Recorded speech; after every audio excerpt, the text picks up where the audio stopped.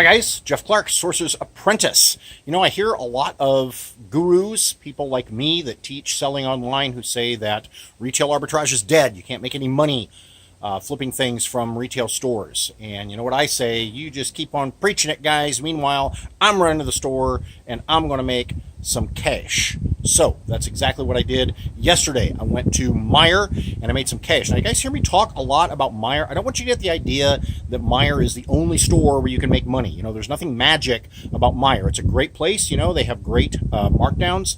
But honestly, you can apply the things that I teach you to pretty much any store. I mean, I go into Walmart and Target and lots of places and do the exact same thing. And I don't know what you have in your area. I happen to have Meijer in my area, but you know, you might have some specialty chain that's, you know, just within your state or within a couple state area. And, you know, you can do the same thing. So whether you go to Ollie's or, you know, Costco or wherever, you can do this kind of stuff. Now, let me show you what I got. So, got a bunch of grass seed. You guys might have seen my video a couple weeks ago where I got a bunch of grass seed. Well, I had a bunch more marked down. Only this time they had it marked down even more. Last time it was at 50%. Now it's at 75%. All these bags at $2.50. And I'm telling you, they're selling for anywhere from $12, $15, up to $20 a piece. Hooray. Got some cool toys. Pool toys. Look at this. These baby splash mats. Got a bunch of those at $3.74. Another 75% markdown.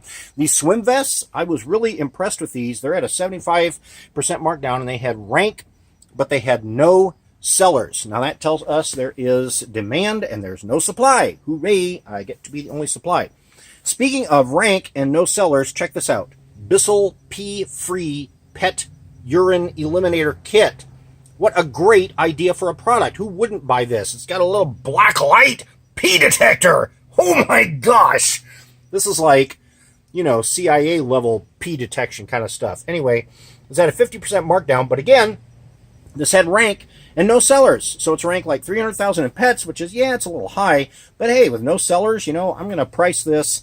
I'll do my research on Camel and find out what the high price that it has sold for, and I will price mine up there at the top and make some green. Got some hair trimmers there. Okay, a couple more toys here. Look at these markdowns. 90%, 85%. Holy cow. Okay, I want to talk to you guys about these things right here. These are called Snack Pals, and these are baby products. Now, this is kind of an advanced thing to watch for, but you are going to run into it from time to time, so I want to teach you this lesson, all right? So I scanned these in the store, and they're at 60% markdown, okay, at $3.20. So I scanned at, I don't remember, it was like $12.65 or $12.75 or something, but it said, the Amazon Seller app said that I was going to lose money sending these in. I'm like, well, how is that possible? This thing is small, it's light, you know, there's nothing to it. There's no storage fees, there's no, you know, nothing. Why does the seller app show that my FBA fees on this item are $14.85? What the heck is going on? That didn't sound right, so I just went ahead and bought 2 of each color combination.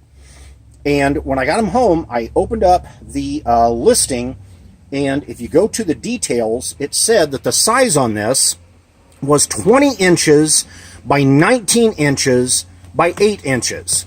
That's obviously not true. This is what? You know, 10 inches by 6 by 3, maybe. All right, so what is going on? Let me tell you what's going on, okay? When someone creates a listing on Amazon and they're selling merchant fulfilled, sometimes they will put in false dimensions like this. They'll have a huge dimension, okay, for their item, which is a lot bigger than it actually is.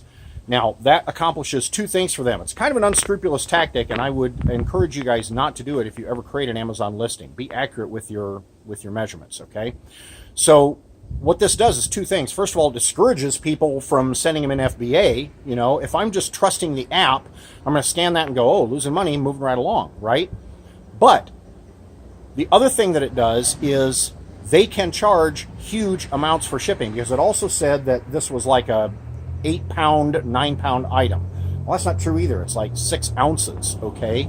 So shipping is going to be super light. But when they sell their item and they have their merchant fulfilled shipping, it's going to charge the customer a crap ton of money for shipping, which, I'm sorry, that's just not right, okay? So why did I go ahead and buy them? Because when I send these in to Amazon, and I'll have to ship them in oversized, okay? Because when I scan them, Amazon's going to say, well, that's an oversized item. So I'm going to have to ship them in as an oversized item. But as soon as they hit the warehouse, I'm going to open a Seller Central support case, and I'm going to ask them to do a Cubiscan measurement. That's Cubiscan, Cubiscan. And what that means is an Amazon warehouse employee will go and physically measure that product and compare it to the dimensions that are on the listing. Okay? So once I send these in and I ask Amazon to do a Cubiscan, then the measurements are going to be accurate from there on. And that merchant fulfilled seller, sorry buddy, he's just out of luck. That's what you get for being a jerk. Okay? All right, so there's a valuable lesson for you. You're not going to encounter that very often, but when you do, that's how to handle it. Okay, and that's what's going on. All right, so got a bunch of health products, and I talk a lot about expiration dates. Most of these are into 2019. This product right here is ranked 3,900 in health. Now, the expiration date, I don't know if you can see that. It's really, really light, but it says June of 2018. So that's a little sooner than some of the others, but with that low of a rank, that's going to sell really quickly. And again, 75% markdown, yay! Nicorette gum is something I've sold several times. That always is a good seller. So anytime I see it on clearance, I always scan it, and usually I'm sending it in. Okay, so got some strange, unique brand coffee filters here. I tell you guys to watch for oddball brands, okay? If these just said, Maxwell House or something, I mean, it probably wouldn't sell very well. But anyway, those are going to sell pretty well. I got some lawn care products, some sprinkler heads here. Got this cool hotshot raft billiard balls. Who I think Linda Brodsky was just talking about finding some billiard balls in her last video. So I found some now, and they're at a 60% markdown, and actually they're even selling for higher than this price on Amazon. I think I listed them for like $60. So did really good. So left Meijer, then went to a garage sale. Yes. Garage sale on Wednesday. You guys make fun of me for having garage sales on Thursdays. This one was on Wednesday. I guess somebody wanted to really, really beat the rush. I don't know. So I found a couple games. We talk about themed games a lot. I got Sesame Street Chutes and Ladders and Toy Story 3 Operation. Those always do really well. Okay, so Christmas is coming up. Got a Christmas-themed trivia game here. And some Halloween puzzles. Now I want you to look at these. Okay, these are sealed. I got these all for 75 cents a piece. Okay, this one isn't Halloween themed. This one actually scanned on Amazon. So I'm going to send that into Amazon and going to sell it for about 20 bucks, I think. This one, I could not find a listing on Amazon. Now, frequently what happens with puzzles is you scan the UPC and you get a whole bunch of different puzzles by the same brand. Okay, the brand here is Bits and Pieces, and there's like 4 or 5 different designs, different titled puzzles that came with this. But if you look on the box, you can find the title. All right, this title is, well, the artist is Tulaberger. Sorry, that's kind of fuzzy. Come on, phone, focus. Oh, well.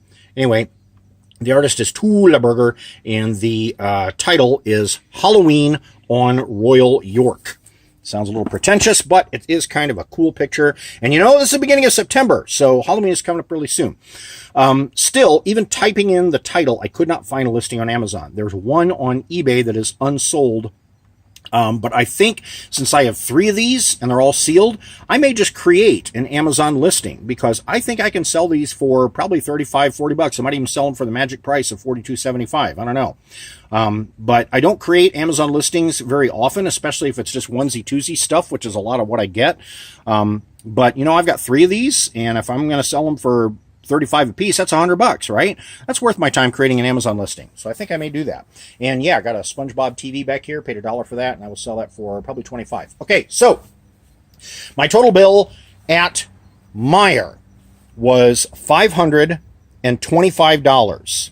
Okay, and my net profit after cost of goods and all FBA fees is $875 at Meijer. Okay, my total bill at the garage sale was $27, and my total net profit after cost and FBA fees and, of course, eBay fees for the eBay stuff is $175.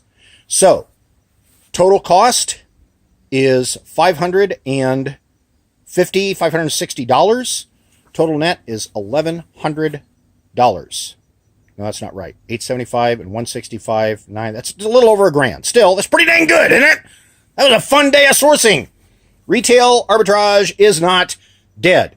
Get out there and find your stuff, guys. Leave me some comments. Let me know what you think. Tell me what you're finding in your sourcing.